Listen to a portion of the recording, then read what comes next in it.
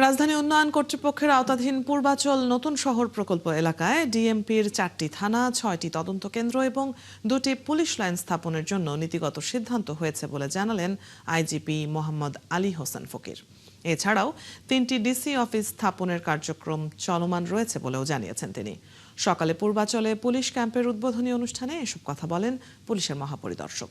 IGP জানান, পূর্বাচল নতুন শহর প্রকল্পের বিভিন্ন সেক্টরে 41টি পুলিশ বক্স স্থাপনের প্রক্রিয়া চলমান রয়েছে। পাশাপাশি এলাকাটি ডিএমপির অধীনে এনে এখানে একজন অতিরিক্ত পুলিশ কমিশনারের তত্ত্বাবধানে আইন শৃঙ্খলা নিয়ন্ত্রণের কার্যক্রম পরিচালিত হবে বলেও জানান তিনি। এছাড়া পূর্বাচল নতুন শহর প্রকল্পের জন্য পুলিশের প্রায় 6,524 জন জনবল সৃষ্টির প্রস্তাব বিবেচনায় রাখা হয়েছে বলেও নিশ্চিত করেন আইজিপি।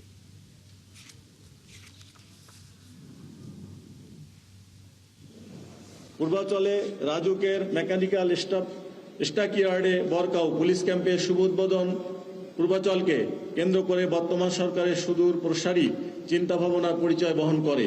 এর মাধ্যমে মেগাসিটি ঢাকার আয়তন ও কলেবর যেমন বাড়বে, তেমনি নাগরিক সুযোগ সুবিধা সহ আইন শৃঙ্খলা পরিস্থিতিও একটি সুসংগঠিত কাঠামো পাবে।